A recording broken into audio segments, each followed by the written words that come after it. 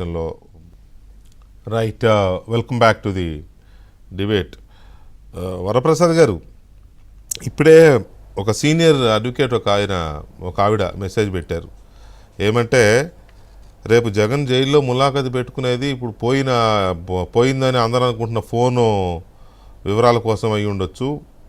జగన్మోహన్ రెడ్డికి మొత్తం అన్ని వివరాలు చెప్పి ఏది ఎక్కడుంది ఏంటి అన్ని వివరాలు వంశీ చెప్పే అవకాశం ఉంది అనేది ఆ లాయర్ గారు వ్యక్తం చేస్తున్న అనుమానం.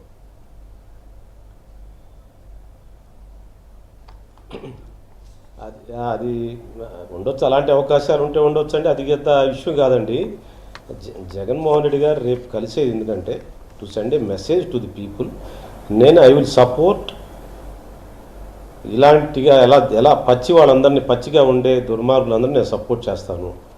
ఐఆమ్ ఫర్ దిస్, నేను వీళ్ళ కోసం ఉన్నాను, ఇలాంటి వాళ్ళకే రేపు టికెట్లు ఇస్తాను, ఇలాంటి వాళ్ళే నా ప్రతినిధులు, ఎంత దుర్మార్గాలు చేస్తే అంత దుర్మార్గులకి నేను ఎమ్మెల్యేలు చేస్తాను, నేను టికెట్లు ఇస్తాను చెప్పడానికి వెళ్తా ఉన్నాడు. నేను జగన్ నుంచి అంతకంటే ఎక్కువ ఆశించడం కూడా పొరపాటు రాజకీయాల్లో. కానీ ఆ అడ్వకేట్ గారు కూడా చెప్పండి, ఇంకొక విధంగా చేస్తాడు. ఎంత క్రిమినాలజీ అంటే అంత క్రిమినాలజీ చేస్తాడు. దానికి ఏమి ఆయన ఇది మంచిది కాదని చెప్పడండి. ప్రతిపక్షం మీద చేస్తే అతను ఎదురుపక్షం వాళ్ళు అంటే తను వ్యతిరేకించే వాళ్ళని ఎంత దుర్మార్గం చేస్తే అంత హీ లైక్స్. దానికి ఏం పారామీటర్స్ లేవు. కరెక్ట్గానే ఆ లాయర్ గారు అన్న దాంట్లో కూడా ఒక ఫ్యాక్ట్ ఉంది కదా, నాకు గుర్తుంటే. మరి మీరు అప్పుడు మీరు మంత్రి కాదు, రాజశేఖర రెడ్డి గారు గౌరవ్ వెంకటరెడ్డిని జైలుకి వెళ్ళి కలిసినప్పుడు మీరు అప్పుడు ఎమ్మెల్యే కదా. సో అలాంటి అప్పుడు కొన్ని వివరాలు కొన్ని రహస్యాలు షేర్ చేసుకునే అవకాశం ఉంది కదా. అట్లాగే ఇప్పుడు ఈయన కూడా జైల్లో ఉన్నాడు, పోలీసులకి ఏ విషయాలు చెప్పలేదు, ఎంక్వైరీలో కూడా కస్టడీలో కూడా సహకరించలేదని పోలీసులే చెప్పారు జడ్జి గారికి. ఇప్పుడు ఆ ఫోన్ ఏమైంది అనేది పెద్ద ప్రశ్న. ఇప్పుడు బాలకోటే గారు అంటాడు ఫోన్ ఏమైనా గోడ దూకి పారిపోయిందా అని. ఫోన్ గోడ దూకిపోయిందా లేదో తెలియదు, కానీ పోలీసులకు దొరకలేదు కాబట్టి పలానా చోట ఫోన్ ఉంది, పలానా చోట ఇంకోటి ఉంది, పలానా చోట ఒక డంప్ ఉంది, డబ్బులు ఉన్నాయి, అవన్నీ వివరాలు చెప్పే అవకాశం ఉంది కదా. అంత తేలిగ్గా మనం తీసేయగలమా? నేనేం తీసేయట్లేదు, అదేం పాసిబిలిటీ లేదని చెప్పడం లేదు నేను. కానీ జగన్ అంతకంటే స్ట్రాంగ్ మెసేజ్ ఇవ్వడానికి వెళ్తున్నాడు అంటున్నాడు. That is a fact. మీరు అది ఆ పాసిబిలిటీస్ ఉన్నాయి. అంతకంటే స్ట్రాంగ్ మెసేజ్ ఇవ్వడానికి వెళ్తున్నాడు. నేను ఎంత నీచపోళ్ళని నేను సపోర్ట్ చేస్తాను, నేను ఎంత దుర్మార్గుని సపోర్ట్ చేస్తాను నేను. ఇంకోటి చెప్పనండి, నేను ఇందాక టార్చర్ ఛాంబర్ అంటే మీరంతా ఆశ్చర్యపోయారు. మా గుంటూరు నుంచి ఒక పెద్ద మనుషులు ఏదో ఒక పంచాయతీ ఇక్కడ ఉన్న వాళ్ళకి అక్కడ ఉన్న వాళ్ళకి ఏదో మ్యారేజ్ డిస్ప్యూట్స్ సంబంధించి ఏదో సంబంధ విషయాలు ఉంటే అది గన్నవరం ఏరియాలో వెళ్ళారు మనకు తెలిసిన వాళ్ళు. వెళ్తే వాళ్ళందరూ ఉండగానే ఒక పెద్ద ఆయన రాజుగారు, అతను మీరు ఎవరో ఆ రాజుగారు ఎవరో నాకు తెలియదు, ఒక రాజుగారు అక్కడికి వచ్చి ఈ ప్రొక్లైనర్స్తో అతని చెట్లు మామిడి చెట్లు ఇవన్నీ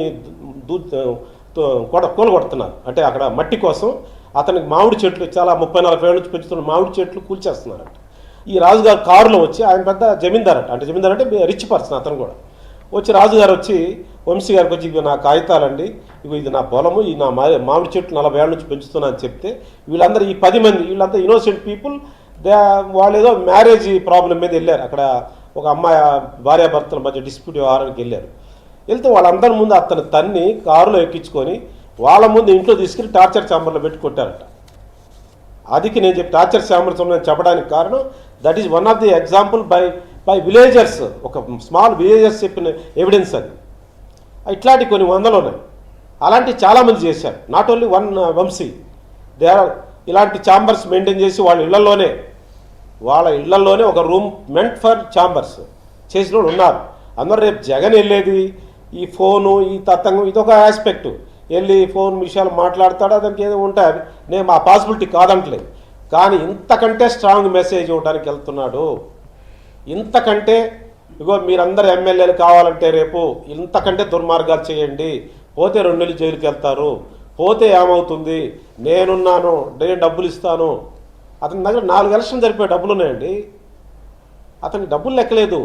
అన్లెస్ ఇలాంటి క్రిమినల్స్ ఇలాంటి యాక్టివిటీస్ రూట్ అవుట్ చేయడానికి సెంట్రల్ అండ్ స్టేట్ ఏజెన్సీస్ పూనుకుంటే తప్పితే అతను భయపడేది లేదు.